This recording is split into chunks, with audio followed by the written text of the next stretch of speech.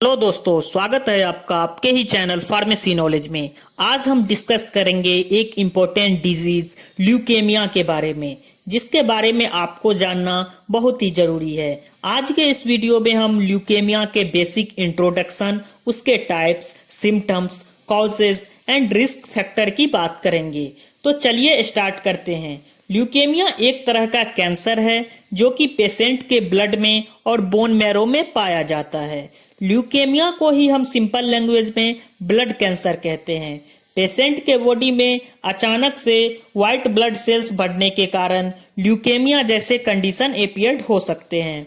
हम सभी जानते हैं हमारे बॉडी में white blood sales protective guard की तरह काम करती है, जो हमें फॉरेन पैथोजेनिक बैक्टीरिया या जर्म्स या फिर किसी डिजीज से प्रिवेंट करता है। बट ल्यूकेमिया के केस में ये व्हाइट ब्लड सेल्स प्रॉपरली अपना डिफेंस मैकेनिज्म शो नहीं करता और ना ही हमारे बॉडी को किसी भी प्रकार के इन्फेक्शन या डिजीज से बचा पाता है।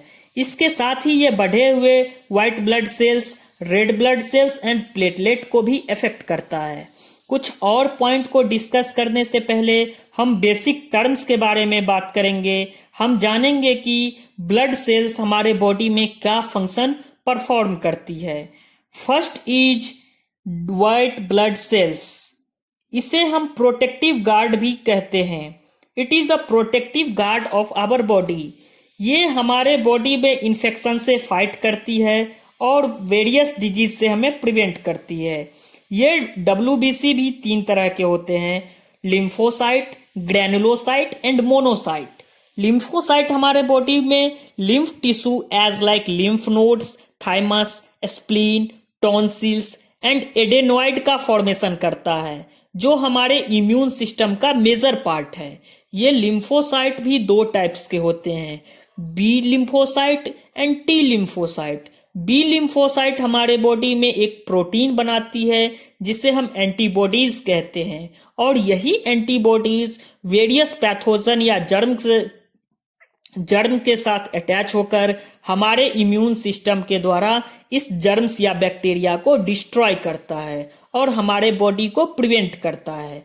जबकि T lymphocyte directly in germs को डिस्ट्रॉय करता है। Second is granulocyte which contain a enzyme, जो डायरेक्टली जर्म्स एंड बैक्टीरिया को डिस्ट्रॉय करता है।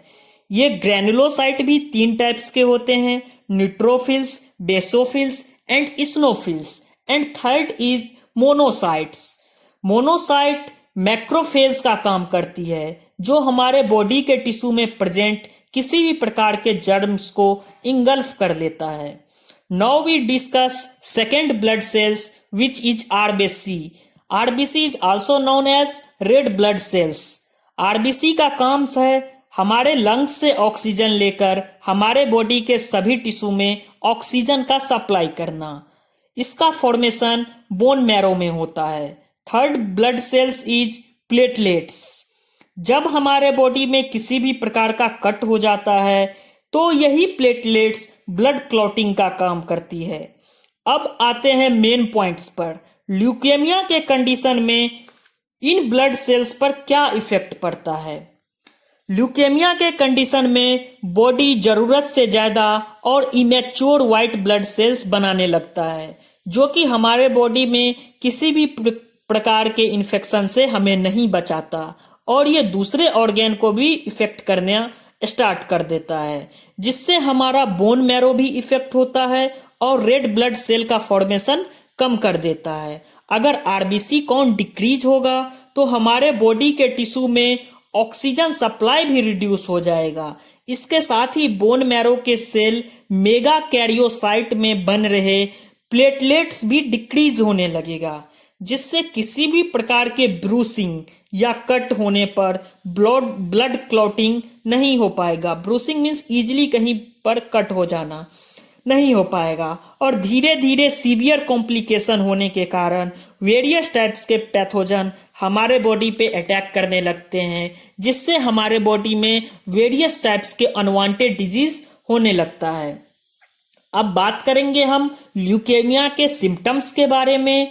तो अर्ली स्टेज में उस पेशेंट में वीकनेस और फैटिग्यू, इट मीन्स कमजोरी और ज्यादा थकान जैसे सिम्टम्स अपीयर होंगे। साथ ही साथ ब्रूसिंग और ब्लीडिंग इजीली होगा, क्योंकि प्लेटलेट्स काउंट घट गया है, रिड्यूस हो गया है, तो कहीं भी कट हो लगने पर ब्लीडिंग नहीं रुक पाएगा। इसके साथ ही फीवर जैसे कंडीशन भी अपीयर हो सकते हैं। और हमारे बॉडी में WBC इमेच्योर होने के कारण ये हमारे बॉडी में इम्यून सिस्टम का काम नहीं करेगा, जिससे कि हमारे बॉडी में वेरियस टाइप्स के इन्फेक्शन हो सकते हैं। इसके साथ ही पेशेंट के बोन्स और जॉइंट्स में भी पेन होने लगता है और हेडेक एंड वोमिटिंग जैसे सिम्टम्स अर्ली स्टेज में डेवलप्ड होते हैं। इसके बाद हम बात करेंगे कॉम्प्लिकेटेड स्टेज में, तो ल्यूकेमिया के केस में वेट लॉस फर्स्ट सिम्टम है। इसके साथ ही पेशेंट में ब्रेथ का भी शॉर्टनेस हो जाएगा, उसे सांस लेने में प्रॉब्लम होगी। इसके साथ ही उसका लिम्फ नोड और स्प्लीन जो है वो स्वेल कर जाएगा, सोलेन इन लिम्फ नोड्स और स्प्लीन। इसके साथ ही उसमें लॉस ऑफ एपेटाइट जैसे कंडीशन भी अपीयर्ड होंगे और उसके ब्लड, पेशेंट के यूरिन में ब्लड आना स्टार्ट हो जाएगा। अब बात करेंगे हम इसके रिस्क फैक्टर की, तो कौन कौन से रिस्क फैक्टर हैं, कौन कौन से ऐसे फैक्टर हैं जो ब्लड कैंसर को इन्हांस कर सकते हैं। First factor is smoke. अगर कोई पर्सन हेवली स्मोक कर रहा है, ज्यादा से ज्यादा सिगरेट का स्मोक कर रहा है, तो उसमें ब्लड कैंसर के चांसेस और भी बढ़ सकते हैं। अगर कोई पर्सन रेडिएशन के कांटेक्ट में आता है या फिर ज्यादा देर तक एक्सरे जैसे जगह पे रहता है, तो उसमें भी ब्लड कैंसर के चांसेस बढ़ जाते हैं। इसके साथ ही अगर किसी ने पहले कैंसर का ट्रीटमेंट के लिए कीमोथेरेपी या रेडिएशन थेरेपी का यूज किया हो, तो उस पेशेंट में भी आगे चलकर ब्लड कैंसर के सिम्टम अपीयर्ड हो सकते हैं। नेक्स्ट पॉइंट इज, अगर किसी में पहले से ही genetic disorder as like down syndrome है या नाइलेफ्टर सिंड्रोम है, तो उसको भी आगे चलकर ब्लड कैंसर के सिम्टम्स अपीयर्ड हो सकते हैं। अगर किसी फैक्ट्री में बेंजीन का काम हो रहा है या वहां पे बेंजीन एक्सपोजर है, तो उसके डायरेक्टली कांटेक्ट में आने से भी ब्लड कैंसर जैसे सिम्टम्स अपीयर्ड हो सकते हैं। यही सब फैक्टर हैं जो ब्लड कैंसर को इनहेंस करता है। अब बात करेंगे हम इसके टाइप्स के बारे में, टाइप्स ऑफ ल्यूकेमिया के बारे में। तो मेनली ये 2 टाइप्स के होते हैं, एक्यूट लिम्फोब्लास्टिक ल्यूकेमिया जिसे हम ALL कहते हैं, and second is acute myelogenous leukaemia जिसे हम AML कहते हैं। कुछ और ल्यूकेमिया के टाइप हैं जैसे chronic lymphoblastic leukaemia and chronic myelogenous leukaemia. तो अब हम बात करेंगे एक्यूट लिम्फोब्लास्टिक ल्यूकेमिया के बारे में। तो इसमें एक्यूट का मतलब होता है ऐसा डिजीज जो रैपिडली, बहुत तेजी से प्रोग्रेस करे, और लिम्फोब्लास्टिक का मीन्स होता है इस डिजीज में मैच्योर की जगह इमैच्योर व्हाइट ब्लड सेल्स का फॉर्मेशन होगा, जो कि हमारे बॉडी में various types of infection cause कर सकता है। इसके साथ ही ये लिम्फॉइड सेल में होने वाले डिजीज लिम्फॉइड्स को भी कॉज कर सकता है। लिम्फॉइड सेल्स के एग्जाम्पल हैं बोन मैरो, थाइमस ग्लैंड, जो कि हमारे बॉडी में प्रोटेक्टिव मैकेनिज्म यानी इम्यूनिटी सिस्टम को इनहेंस करता है। और एक्यूट लिम्फोब्लास्टिक ल्यूकेमिया में कॉमनली चिल्ड्रेन को होता है। अब बात करेंगे इसके कॉजेज की। तो जब बोन मैरो सेल अपने ही DNA में एरर डेवलप करता है, तो ये बोन मैरो का cell irregular and continue grow और डिवाइड करने लगता है, जिससे कि बोन मैरो में abnormal and immature white blood cell का प्रोडक्शन होगा।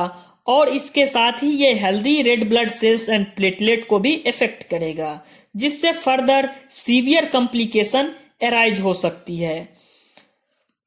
Second type is acute myelogenous leukaemia जिसे हम AML कहते हैं। ये बोन मैरो में स्टार्ट होती है और पेशेंट में myeloid cell, it means blood forming cells as like monocyte, neutrophils, basophils, eosinophils, erythrocyte, megakaryocyte, platelets को तेजी से इफेक्ट करता है और ये कॉमनली एडल्ट और चिल्ड्रेन दोनों में हो सकता है। एक्यूट माइलोजिनस ल्यूकेमिया के केस में बोन मैरो में present developing stem cells as like myeloid cells और लिम्फॉइड सेल्स के डीएनए जेनेटिक मटेरियल डैमेज होने लगता है। यही damage stem cells leukaemic cells में कन्वर्ट होता है और infinite number of immature white blood cells का फॉर्मेशन करता है, जिससे ये व्हाइट ब्लड सेल्स अपना तो काम नहीं करेगा, साथ ही में रेड ब्लड सेल्स के प्रोडक्शन को भी